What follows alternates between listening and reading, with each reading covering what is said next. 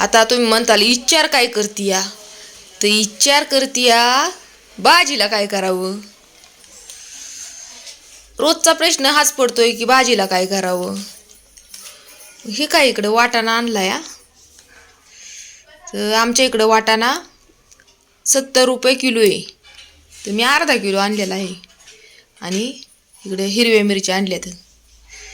तर भाजीपाला मला एकदमच घेऊन ठेवायला लागतोय, कारण इथं सहसा एवढा भाजीवाला येतच नाहीत. आणि आलं ना तरी खाली कधी येऊन जातात हे मलाच ऐकायला येत नाही. तर आता तुम्ही म्हणताल हे भूतासारखे कशाला केस मोकळी सोडल्यात. तर मी केस धुतल्यात, त्यामुळे वाळायसाठी थोडीशी मोकळी सोडलेली आहेत. बघते तर काय केस पिकला या. एकच नाही बरं का केस पिकलेला, आतमध्ये लय पिकलेली येते केस. काढत होते त्याला, पण तो काय हातात याय ना मूर्त तिकडं, कोण बघायचं आहे आपल्याला.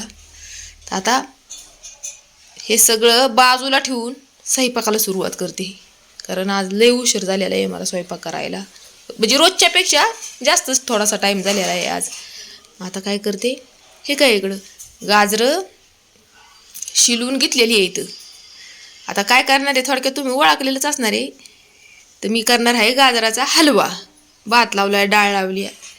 तर डाळ आमच्यात रोज असती बरं का. दुसरं काही भाजी असू किंवा नसू, पण डाळ ही नियमाने रोज असती याच.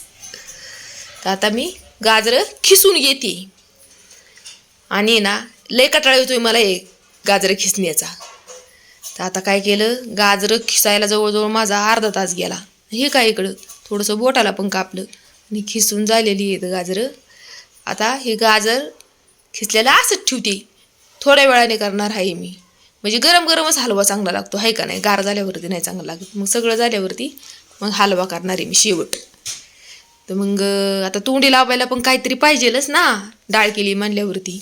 तर मग मी इकडं काय केलं या, तर काय रे याला म्हणते तर वाटाण्याचा ठेसा केला या.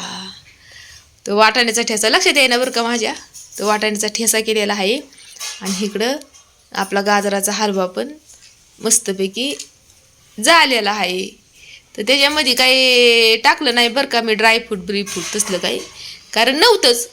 आणि असतं ना तरी पण मी नसतं टाकलं, कारण की शौर्याला आवडत नाहीत ड्रायफ्रूट टाकलेलं.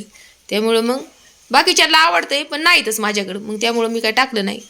आणि हे बघा इकडं डाळ झालेली आहे आपली, चपात्या पण झालेल्या आहेत. म्हणजे थोडक्यात सगळा स्वयंपाक होऊ राखलेला आहे. आता जेवायला बसणार आहे, तर या सगळ्यांनी जेवण करायला.